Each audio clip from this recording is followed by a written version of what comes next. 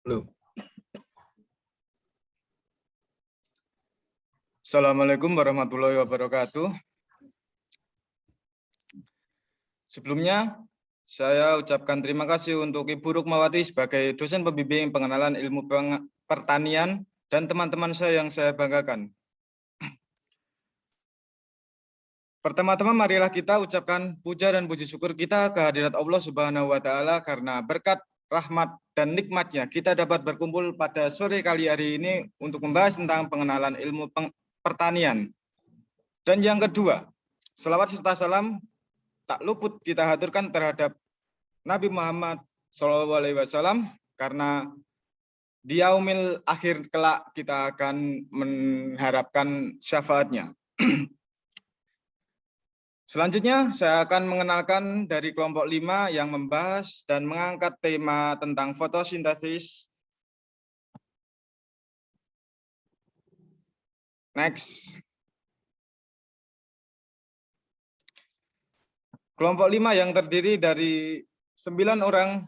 Yang pertama adalah Korifa Fida Nabila dengan NIM 139, Idwar Rahmat Fatoni, saya sendiri dengan NIM 142, Muhammad Anas Fadli dengan NIM 145, Alta Simpala kita dengan NIM 140, Mutiara Aulia Rahmawati dengan NIM 143, Marcel David Trismawan dengan NIM 146, Heni Nurul Fatonah dengan NIM 141, Erviana Revi Oktavia 144, Yulina Farah Fadila 147. Untuk pemaparan materi, waktu dan tempat dipersilakan.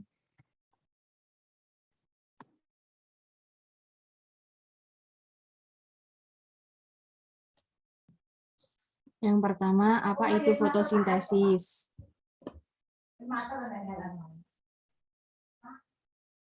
Fotosintesis merupakan proses perubahan senyawa anorganik menjadi senyawa organik dengan bantuan sinar matahari dan klorofil. Dalam fotosintesis, energi cahaya matahari bereaksi dengan 6 molekul karbon dioksida dan 6 molekul air untuk menghasilkan 1 molekul glukosa dan 6 molekul oksigen. Dengan persamaan 6 CO2 ditambah 6 H2O ditambah cahaya sama dengan C6H1O6 plus 6 O2. Dari hasil tersebut, CO2 dikonversikan menjadi glukosa padat untuk dikonsumsi tumbuhan bersama dengan air. Makhluk hidup yang dapat melakukan fotosintesis adalah tumbuhan darat, alga, dan beberapa jenis bakteri. Organisme yang mampu menciptakan makanan sendiri disebut dengan autotrof. Pentingnya fotosintesis. Yang pertama, sumber makanan. Tanaman memproduksi zat makanan berupa glukosa. Zat makanan dalam tumbuhan memiliki manfaat sebagai asupan makanan yang nantinya dikonsumsi bagi hewan serta manusia. Yang kedua, membersihkan udara. Fotosintesis dapat membantu membersihkan udara dengan mengurangi kadar CO2 dan menghasilkan O2.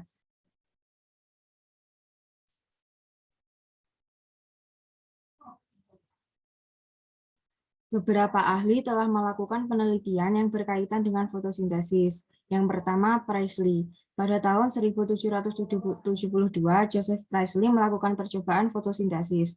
Priestley memasukkan seekor tikus ke dalam toples tertutup dengan lilin yang menyala.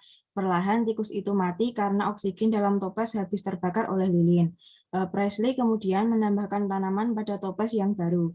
Tikus di dalamnya tidak mati, padahal lilinnya tetap menyala. Percobaan Priestley menemukan bahwa tumbuhan menghasilkan oksigen. Percobaan inilah yang sekaligus adalah sejarah penemuan gas oksigen.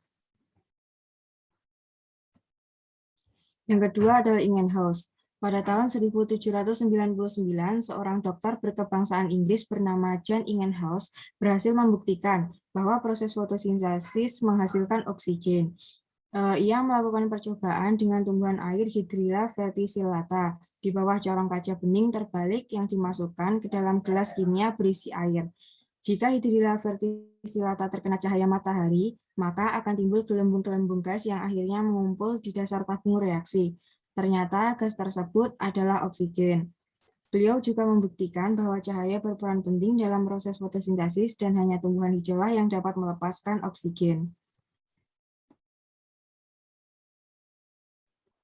Yang ketiga adalah dari Engelmann.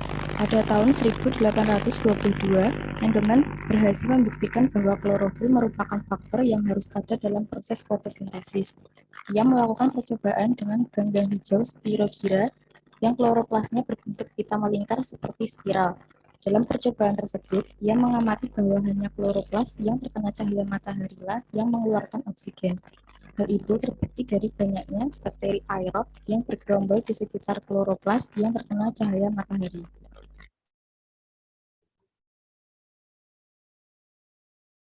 Next, yang keempat adalah dari Sachs. Pada tahun 1860, seorang ahli botanik Jerman bernama Julius von Sachs berhasil membuktikan bahwa proses fotosintesis menghasilkan amilum atau zat tepung. Adanya zat tepung ini dapat dibuktikan dengan uji yodium, sehingga percobaan Sachs ini juga disebut dengan uji yodium. Dan yang kelima adalah Hill. Theodor Desmosur, seorang ahli kimia dan fisiologi tumbuhan dari Swiss, menunjukkan bahwa air diperlukan dalam proses fotosintesis. Temuan ini diteliti lebih lanjut sehingga pada tahun 1937, seorang dokter berkebangsaan Inggris bernama Robin Hill berhasil membuktikan bahwa cahaya matahari diperlukan untuk memecah air menjadi hidrogen dan oksigen. Pemecahan ini disebut dengan fotolisis. Yang keenam ada dari Blackman. Pada tahun 1905, Blackman membuktikan bahwa perubahan karbon dioksida menjadi glukosa berlangsung tanpa bantuan cahaya matahari. Peristiwa ini sering disebut sebagai reduksi karbon dioksida. Dengan demikian, dalam fotosintesis ada dua macam reaksi, yaitu reaksi terang dan reaksi gelap. Yang merupakan reaksi terang atau reaksi Hill adalah fotolisis. Yang merupakan reaksi gelap atau reaksi Blackman adalah reduksi karbon dioksida. Gabungan antara reaksi terang dan reaksi gelap itulah yang kita kenal sebagai reaksi fotosintesis. Kemudian, pada tahun 1940, Melvin Calvin dan timnya berhasil menemukan urutan reaksi atau proses yang berlangsung pada reaksi gelap. Rangkaian reaksi itu selalu berulang terus-menerus dan disebut dengan siklus Calvin.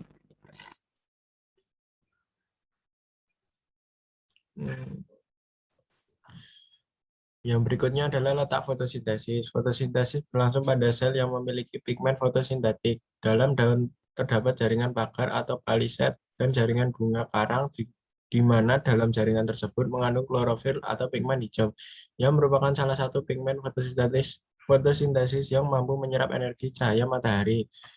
Klorofil sendiri terdapat di dalam kloroplas. Kloroplas berwarna hijau disebabkan oleh adanya klorofil A dan B yang menyerap sinar lembayung dan merah.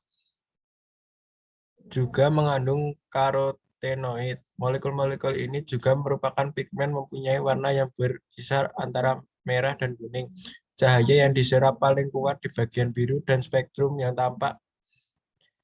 Karotenoid merupakan pigmen dominan pada bunga dan buah. Warna karotenoid pada daun tidak terlihat dominan karena tertutup oleh klorofil yang jauh lebih banyak. Apabila kandungan klorofil dalam daun berkurang, karotenoid mulai tampak dan menghasilkan warna kuning dan merah pada daun-daunnya. Yang kedua, faktor yang mempengaruhi fotosintesis. Yang pertama, faktor eksternal. CO2 lingkungan. Laju fotosintesis dapat ditingkatkan dengan meningkatkan kadar CO2 udara. Akan tetapi, bila kadarnya terlalu tinggi, dapat meracuni atau menyebabkan stomata tertutup, sehingga laju fotosintesis terganggu. Yang kedua adalah suhu. Semakin tinggi suhu, semakin tinggi pula laju fotosintesis. Enzim-enzim yang bekerja dalam proses fotosintesis hanya dapat bekerja pada suhu optimalnya. Umumnya, laju fotosintesis meningkatkan seiring dengan meningkatnya suhu hingga batas toleransi enzim. Selanjutnya, ada cahaya. Cahaya adalah energi yang mampu diserap tumbuhan ketika fotosintesis bergantung pada intensitas dan panjang gelombang cahaya. Intensitas cahaya yaitu semakin rendah intensitas cahayanya, maka semakin lambat proses fotosintesisnya karena energi yang diserap tidak cukup. Yang kedua ada panjang gelombang. Panjang gelombang merupakan spektrum warna memiliki panjang gelombang berbeda-beda. Tapi klorofil akan lebih banyak menyerap warna merah dan biru karena panjang gelombang cahaya sangat efektif. Yang faktor eksternal berikutnya adalah air. Air merupakan fungsi utama ialah sebagai bahan baku utama terhadap proses fotosintesis selain karbon dioksida. Kekurangan air atau kekeringan menyebabkan stomata menutup, menghambat penyerapan karbon dioksida sehingga mengurangi laju fotosintesis. Selanjutnya ada faktor internal. Faktor internal fotosintesis ini ialah lebih merujuk terhadap faktor gen atau hereditas suatu tumbuhan itu sendiri. Tumbuhan mempunyai suatu kebutuhan yang berbeda-beda terhadap kondisi lingkungan demi menjalankan kehidupan normalnya. Next. Yang pertama ada klorofil. Klorofil atau zat hijau daun ialah suatu pigmen warna yang ada di dalam kloroplas daun serta dipakai menjadi katalisator pada proses fotosintesis. Tanpa adanya klorofil, maka fotosintesis ini akan berlangsung paling lambat, hingga tidak bisa terjadi sampai proses tumbuhan ini kehabisan energi. Sebab ada di dalam bagian tumbuhan, maka klorofil pun bisa dikenal dengan faktor internal yang dapat mempengaruhi proses fotosintesis. Yang kedua ada kadar fotosintat atau hasil fotosintesis. Jika kadar fotosintat seperti gula berkurang, laju fotosintesis akan naik. Bila kadar fotosintat bertambah atau bahkan sampai jenuh, laju fotosintesis akan berkurang.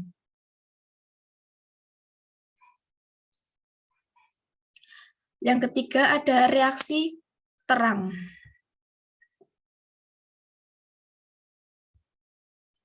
Next. Reaksi terang adalah reaksi yang menggunakan cahaya matahari secara langsung untuk sumber energinya.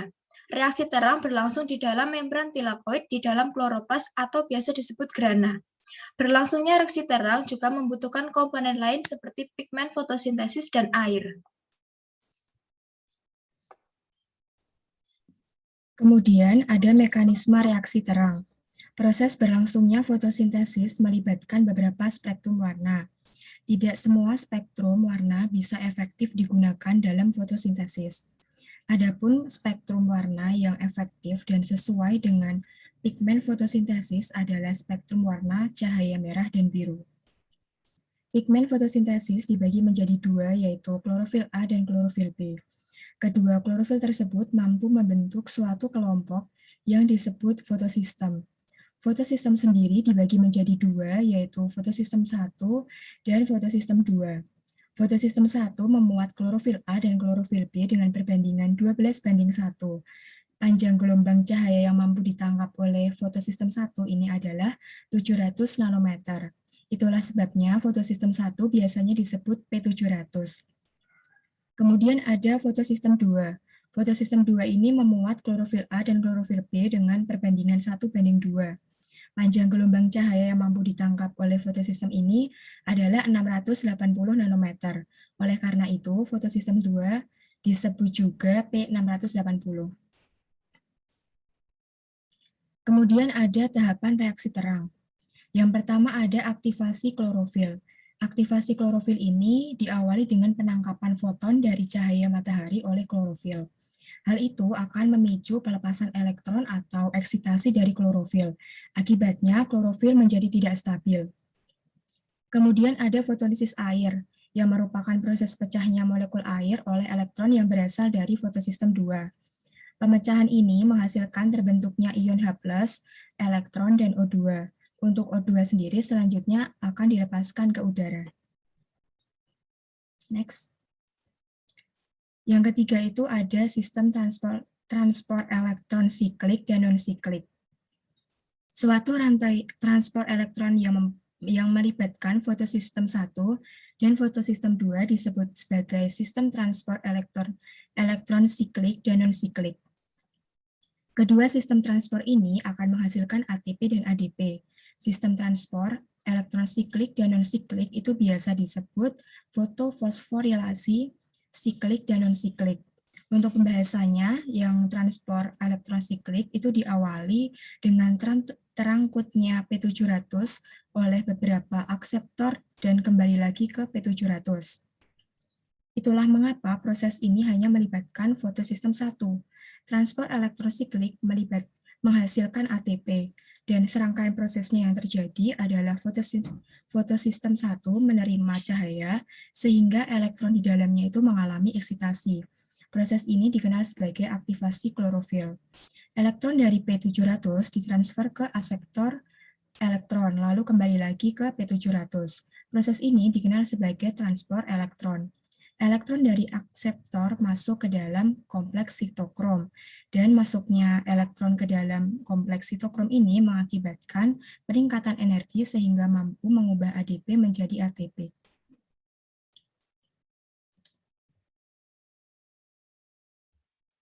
B.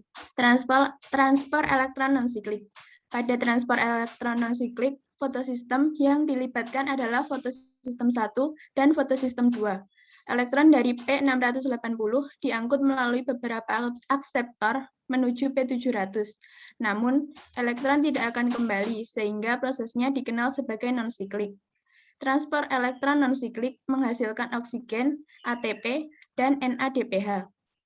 Adapun serangkaian proses yang terjadi pada transport elektron non-siklik adalah sebagai berikut. Fotosistem 2 menerima energi dalam bentuk cahaya, sehingga elektron di dalamnya mengalami eksitasi. Proses ini dikenal sebagai aktivasi klorofil. Elektron dari fotosistem 2 mampu memecahkan molekul air, sehingga dihasilkan ion H+, O2, dan elektron. Proses ini dikenal sebagai fotolisis air. Elektron dari P680 ditransfer menuju P700 melalui beberapa akseptor. Elektron dari akseptor elektron masuk ke dalam kompleks sitokrom sehingga terbentuk ATP. Tidak hanya itu, elektron dari akseptor elektron juga akan diterima oleh NADP. Oleh karena NADP mengikat ion H+, hasil dari fotolisis air, maka NADP berubah menjadi NADPH. Next.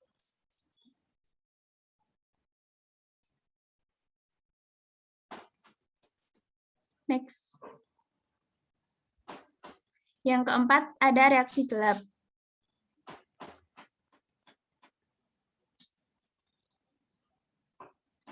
Reaksi gelap pada tumbuhan dapat terjadi melalui dua jalur, yaitu siklus Calvin-Benson dan jalur Hertzsprung.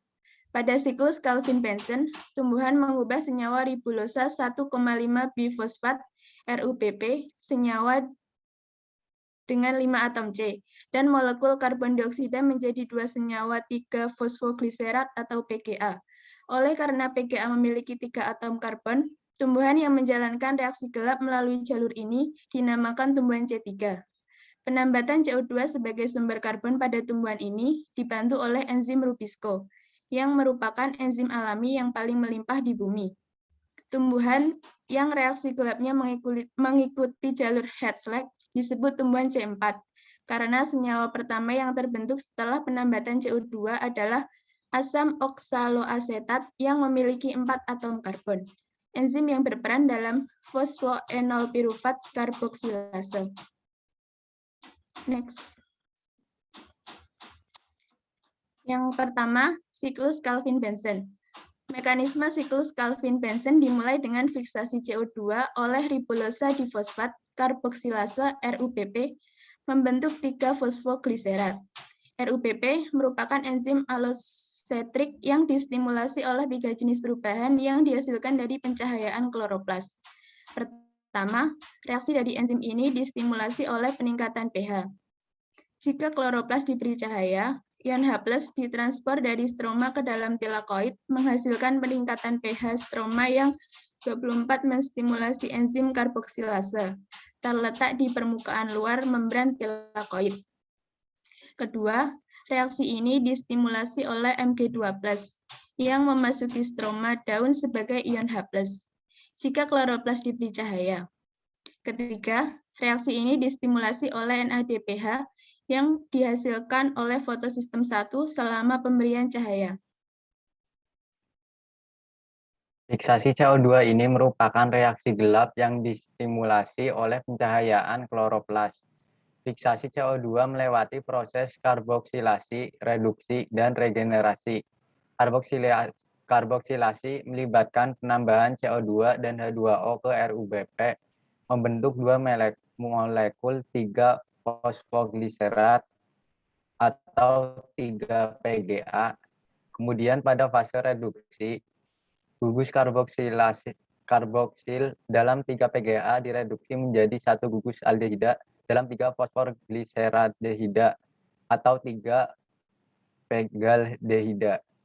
Reduksi ini terjadi secara langsung, tetapi gugus karboksil dari 3 PGA pertama-tama diubah menjadi ester jenis anhidrida asam pada asam 1,3 bifosfogliserat atau 1,3 bis PGA. Dengan penambahan gugus fosfat terakhir dari ATP, ATP ini timbul dari fosforilasi dan ADP yang dilepas ketika 1,3 bis PGA terbentuk, yang diubah kembali dengan cepat menjadi ATP oleh reaksi fotofosforilasi tambahan. Bahan produksi yang sebenarnya adalah NADPH yang menyumbang 2 elektron secara bersamaan. Pi dilepas dan digunakan kembali untuk mengubah ADP menjadi ATP. Next. Pada fase regenerasi, yang diregenerasi adalah RUBP yang diperlukan untuk bereaksi dengan CO2 tambahan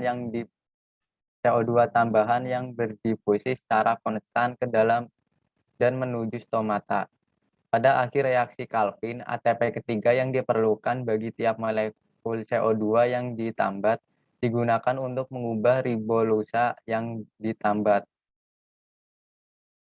Untuk mengubah ribolusa 5-fosfat menjadi RUBP. Kemudian daur dimulai lagi. 3 putaran daur akan menambahkan 3 molekul CO2 dan produk akhirnya adalah 1,3 pegaldehida. Bagian digunakan kloroplas untuk membentuk pati, bagian lainnya dibawa keluar.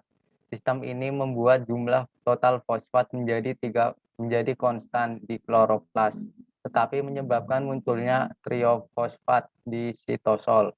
Triosa fosfat digunakan sitosol untuk membentuk sukrosa. Next.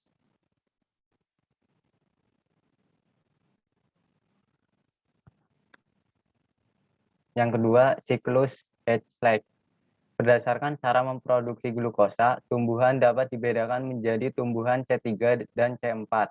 Tumbuhan C3 merupakan tumbuhan yang berasal dari daerah tropis. Tumbuhan ini menghasilkan glukosa dengan pengolahan CO2 melalui siklus Calvin, yang melibatkan enzim Rubisco sebagai penambat CO2. Tumbuhan C3 memerlukan 3 ATP untuk menghasilkan molekul glukosa. Namun ATP ini dapat terpakai sia-sia tanpa dihasilkan glukosa. Hal ini dapat terjadi jika ada fotorespirasi di mana enzim Rubisco tidak menambat CO2 tetapi menambat O2. Tumbuhan C4 adalah tumbuhan yang umumnya ditemukan di daerah tropis. Tumbuhan ini melibatkan 2 enzim di dalam pengolahan CO2 menjadi glukosa. Tanaman cam terletak pada sistem penambatan CO2 yang nyaris sama dengan tanaman C4. Namun yang membedakan ialah tanaman cam melakukan proses penambatan CO2 di malam hari supaya bisa membentuk senyawa gugus yang disebut 4C. Sedangkan kalau siang hari biasanya stomata tertutup akibat adanya dekarboksilase senyawa C4.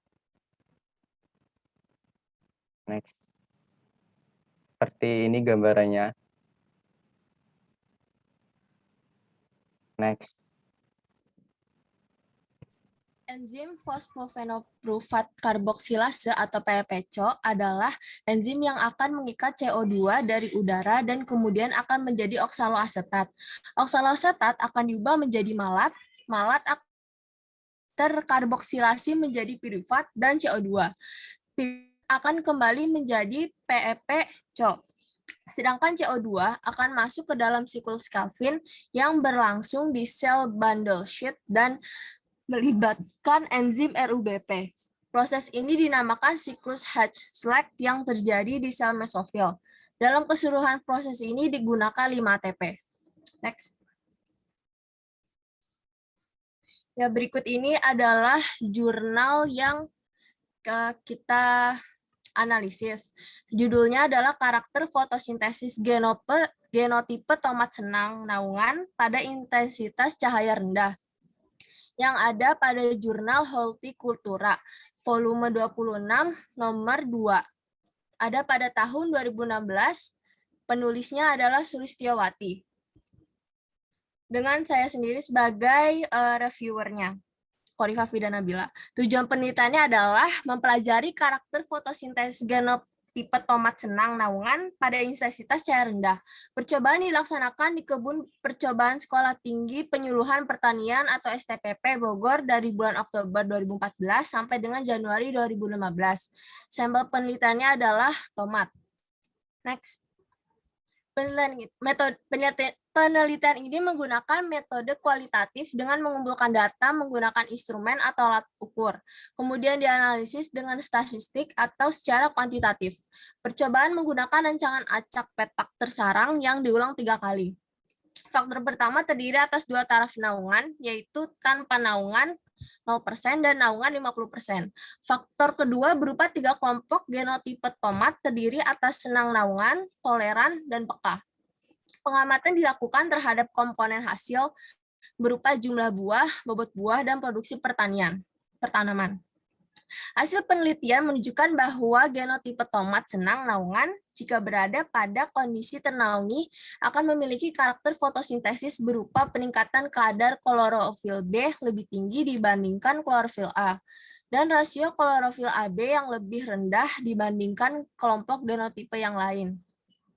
Genotipe senang naungan memiliki konsentrasi CO2 internal daun lebih tinggi sehingga mampu mempertahankan laju fotosintesis tetap lebih tinggi walaupun terjadi penurunan konduktansi stomata.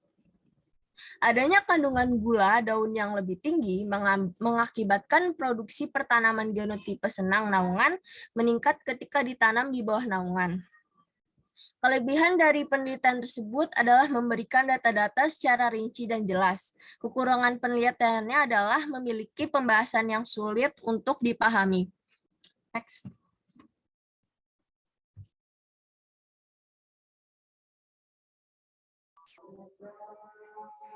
Oke, terima kasih untuk teman-teman yang sudah memaparkan materi dengan jelas dan sangat terperinci. Kita give applause bentar. Oke, untuk acara selanjutnya adalah penutup. Mari kita akhiri presentasi dari kelompok 5 ini dengan bacaan hamdalah. Alhamdulillahirabbil alamin. Saya sebagai moderator Idwar Ahmad Fatoni mengucapkan banyak terima kasih dan nun wal qalam masturun fastabiqul khairat. Assalamualaikum warahmatullahi wabarakatuh.